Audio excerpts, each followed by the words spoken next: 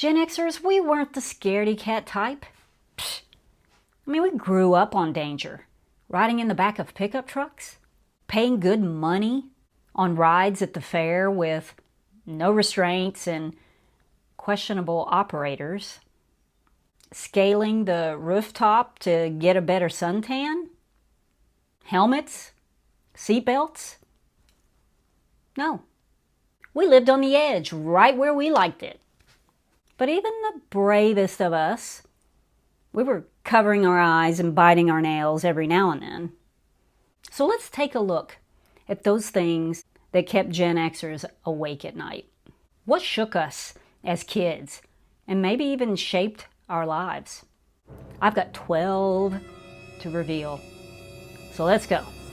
Number 1 on the list is sharks. This year marks the 50th anniversary of Jaws. And let me tell you, that movie changed beach vacations forever. I mean, before 1975, nobody thought about sharks. I mean, not much. I mean, they were just these creatures, that swam around in the deep, eating whatever sharks ate. Out of sight, out of mind. But then that music. Dun dun, dun dun, dun dun. Now, I know today we know a lot more about sharks. They don't really want to eat us. They have poor eyesight. Maybe they think we're a seal. We're not really on their menu. But back then, the movie Jaws turned this animal into a living, breathing monster. Not folklore, not fantasy, not the Loch Ness Monster. No, really real. Something that could be just a few feet from your float. Gen X grew up knowing that you don't go in the water without hearing that music in your head. Okay, number 2 on the list is getting trapped in old refrigerators. And if you're a Gen Z or millennial hearing this right now, you might be thinking, what kind of random thing is this to be afraid of? But no, it wasn't random. In the 70s, there were dozens of reports of children dying while playing hide and seek and crawling into these out of service refrigerators that maybe were hanging out in basements or garages or in a junk pile somewhere. The stories were so horrific that all of the bulletins went out to make sure if you have any old refrigerators, stored or lying around, take the doors off of them or padlock them, with chains. It was really horrible. You get in them, you can't get out. If no one knows you're in there, they can't hear you scream. They were pretty soundproof. So yeah, it was a horrible thought. And I remember as a kid being very afraid thinking about that. Now, number 3, these are some of the Mother Nature instilled fears that us Gen X kids had to deal with. And first there was the ozone layer depletion. Back in the late 70s, early 80s, scientists suddenly discovered that we were disintegrating our very own, the Earth's ozone layer with all of our aerosols and Freon in our air conditioners. And back then, there were a lot of aerosols being used. I mean, just think of all of the cans of Aquanet. But the headlines at the time were wild. I mean, one of them reported that there was a hole over the Antarctic the size of the United States. The other headline was like, our air conditioners are causing this. The sun's rays are getting stronger every day. And this coincidentally was a huge, boom for the new sunscreen industry that was starting at the time as well. But the idea of just getting fried while walking around, it was pretty scary. And then you had killer bees. Do y'all remember all of the movies that came out in the 70s? There were some in the 80s of killer bees. There were a bunch of them. Now, I don't know if I watched them all or just one of them, but I had this fear of killer bees. Now, what made it really scary was that killer bees are really a thing. And, they reported that they were making their way up from South America making their way north to the US. I mean, we're still dealing with this today. But the movies, it was awful. Of course, they would just cover their flailing victims, while they're shrieking and with getting stung by a million bees all over them. Not a good way to die. And then you have quicksand. Yes, quicksand. It was in every cartoon, every jungle scene. So as a kid, I was convinced that I could just stumble upon it, anywhere, right?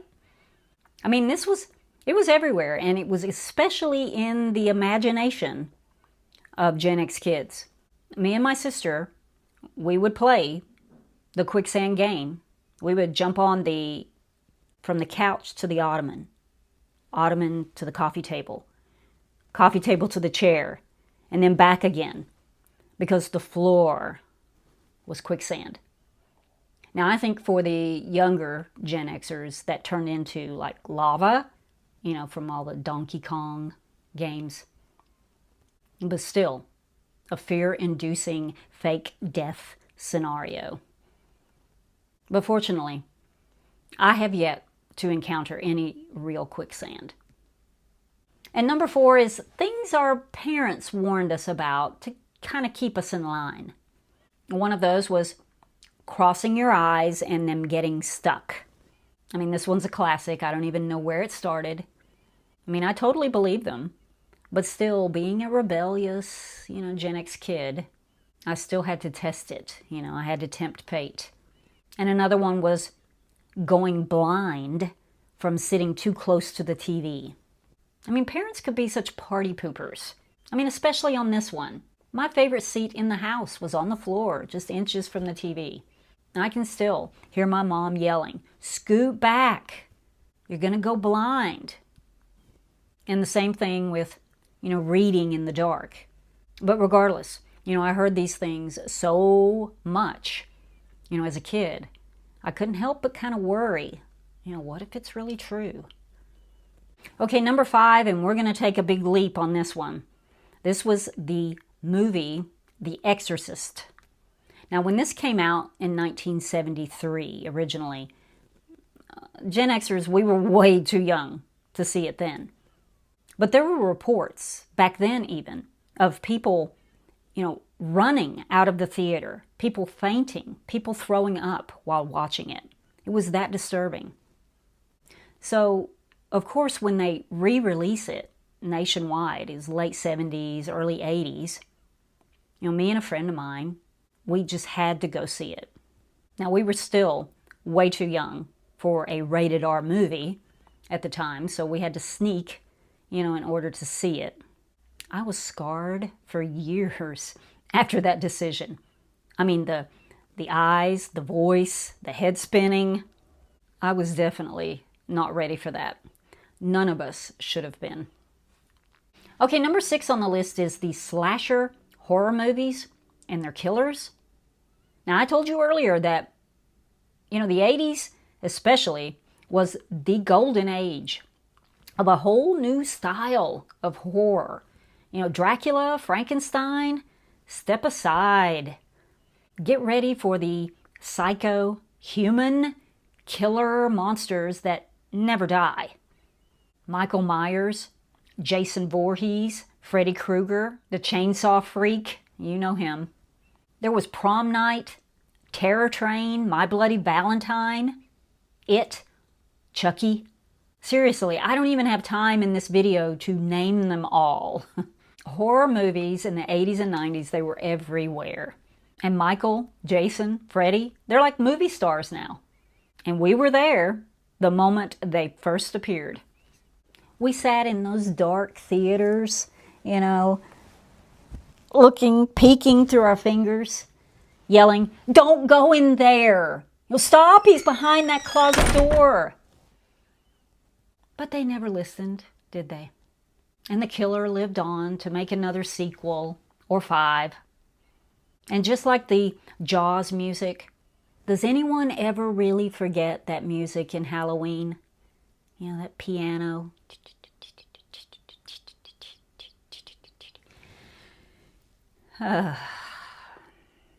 And number 7 on my list of Gen X fears was the Candyman dare. Now, this was from another movie.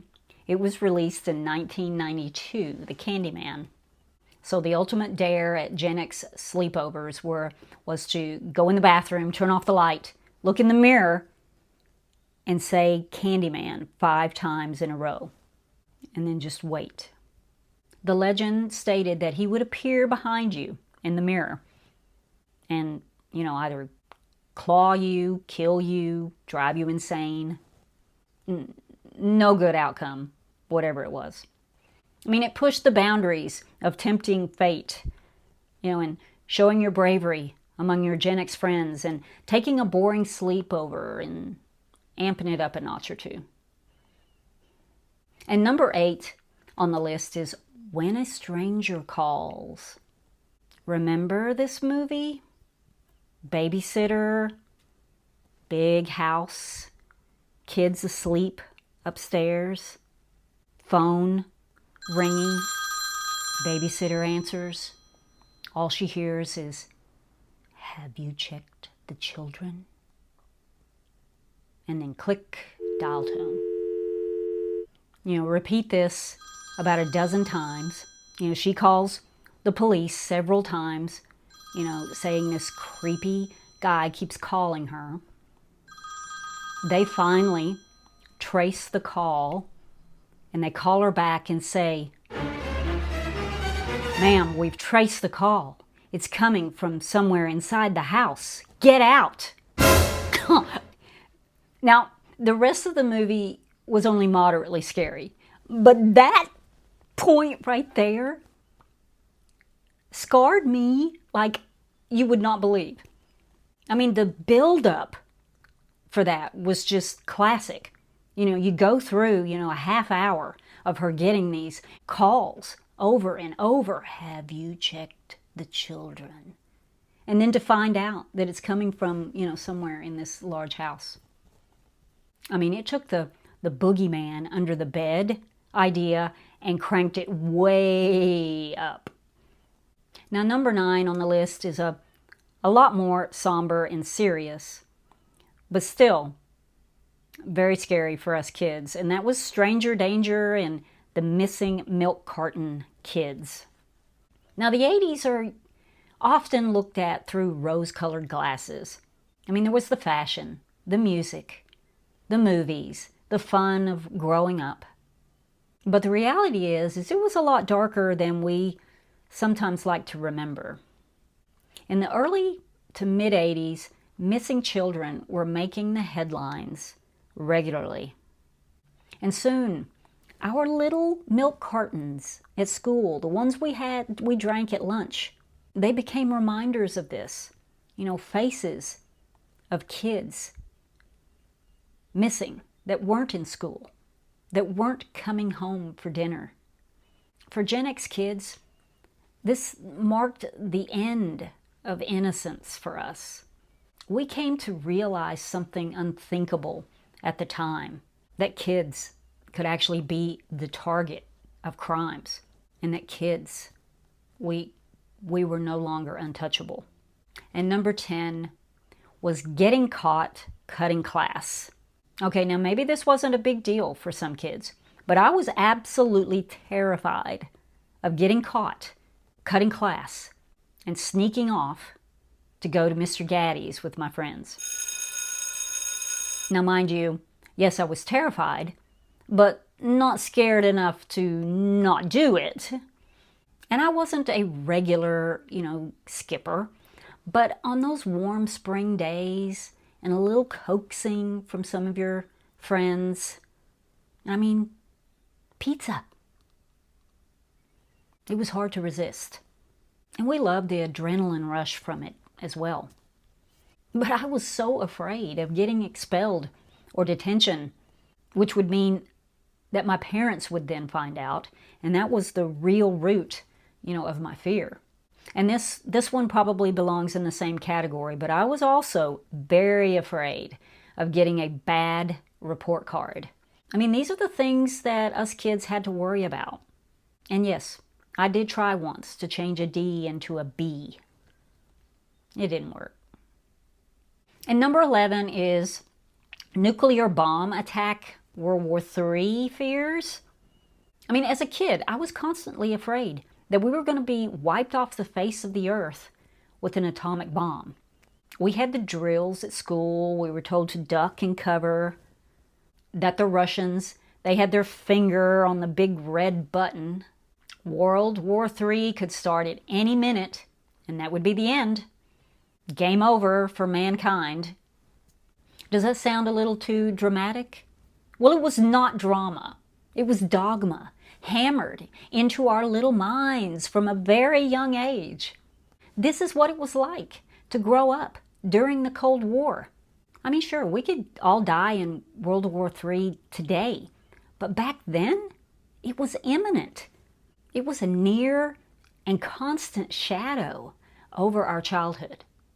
And number 12 on our list is AIDS. The AIDS crisis was a strange and terrifying time to grow up during. Around 1981-82, we started hearing about this mysterious illness that was affecting gay men. Then it showed up in other groups, drug users, blood transfusion patients, even babies. It's hard to explain what it felt like at the time. Nobody knew what it was. Nobody knew how to prevent it, how to treat it. People were dying, a lot of people. The rumors were rampant. We thought we could get it from kissing, from saliva, from salad bars. And then a few years later, we learned that it's transmitted through blood or sex. But there were still so many unanswered questions related to it. And then came the horror stories. Needles were being hidden or concealed in gas pumps. When you'd lift the nozzle off, there were needles that were infected with it. People intentionally spreading it. Couples, hooking up, hiding it from the other. Unfaithful spouses bringing it back home, either knowingly or unknowingly, bringing it back home to their faithful spouse. There were the kids who got it from transfusions. By the mid-'80s, they developed a blood test where you could at least be diagnosed, but it soon became one of the most dreaded tests that anyone could find themselves taking, because getting a positive was a positive death sentence back then. So for most of the 80s and well into the 90s, it was this huge shadow that followed our generation. If you were a Gen X teen or a young adult during that time, you thought quite a bit about it. Now I feel like this video kind of captured all the different sorts of fears that we experienced as kids. What do you think? We covered the fears that Hollywood planted in us, the universal fears that come with just being a kid, and the real life events that shaped our generation in ways that we're still unpacking today. Tell me in the comments, what scared you most growing up? And which of these 12 still gives you scary vibes today? If I had to pick one from this list, I would probably go with the stranger danger, because that one has never really gone away, has it? Now, I hope you enjoyed this trip down memory lane today. And if you did, please hit that like button. It really helps to get the video out to more people. And subscribe for more Gen X vibes, nostalgia, and truth-telling. And wherever you are, have a great week. I'll see you soon. Bye.